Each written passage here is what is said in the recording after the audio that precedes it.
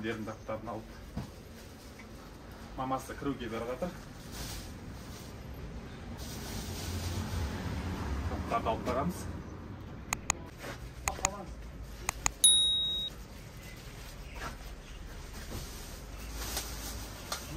Бәрін салдық, енді су ғана қалды ғой.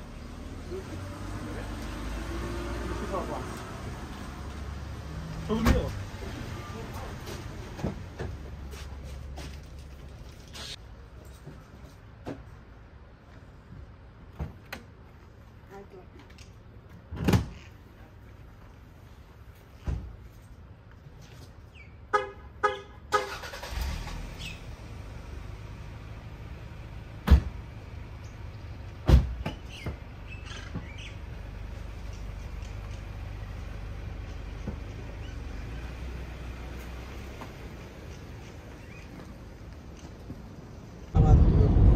Сауғаштыға баратырмыз.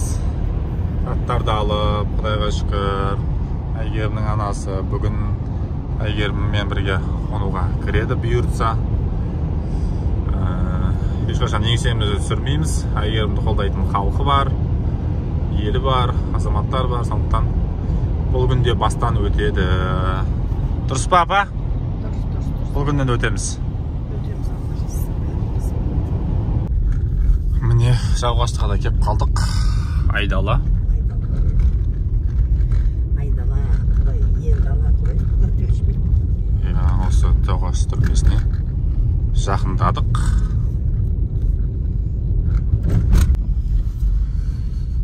Сауғаштың ішіне кірдік.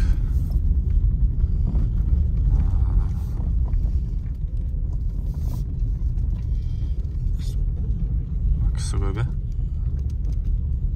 Түрменің ішіне кіріп жатырмыз.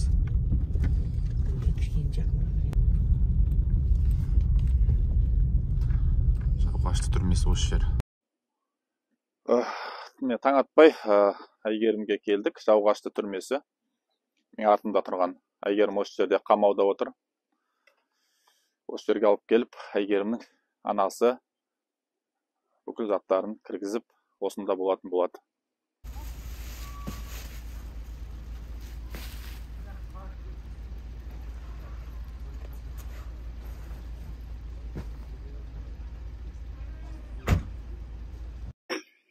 Құрметті Әйгерімнің достары, жолдастары, мен міне бүгін Әйгерімге 2 күнге кіруге келіп тұрмын.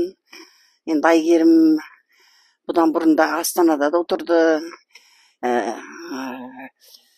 Лобачевскийде отырды, одан Ивесте отырды, Си-18-да отырды.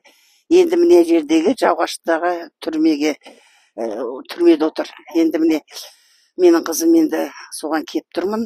Менің қызым қайтпайды, әзірше айтқанына тұрып, өзі айтқандай басымды демеймін, тіземді бүкпеймін дегенде мен ешқандай нәрсе сұрамаймын, кешірім сұрамаймын деп өзі айтқанында тұрды әлі күнге дейін. Енді менің қызым жылаған жоқ, жағдайы жақсы бәрі. Енді қызым аман есен енді осы жерден енді барлығы жақсы болып, ойдағыдай болып, ақталып шығады деп ойлаймын. Енді тек қана жақсылықтарымыз көп болсын. Енді мына бүгінгі мына бүткіл енді елдердің мына қарап отырғанына мені бүгінне Абзал әкеп тұр, Еферез әкелді. Абзалға алғысым шексіз, көп рахмет. Әйгерімнің барлық достарына, белсенділерге де көп рахмет. Енді Әйгерім сияқты отырған қаншама азаматтар бар, Мұхаммед Кәрім сияқты, Жыланбаев сияқты, енді Нұржан Әлтаев сияқты, енді тағы енді атата алмай қалған қыздар мен жігіттер барлығына бостандық тілеймін. Барлығы босап шықса екен деймін енді. Сол енді барлығыларыңызға жақсылық тілеймін. Енді Әйгерімге сәлемді жеткіземін. Барлық жақсы болсын. Ассаламағалейкум ардақты ағайын. Біз бүгін 11 желтоқсан Сауғаштыдағы түрмеге келдік. 4 жылға жазықсыз сотталған Әйгерім Тілеужан бұл жерде қамауда отыр. Оның анасы бүгін ұзақ мерзімді кездесуге, ұзақ болғанда ол көп уақыт емес, ары кетсе 1-2 күн. Ал қысқа мерзімді кездесу деген ол 2 сағат телефонмен сөйлеседі, немесе терезе арқылы сөйлесетін.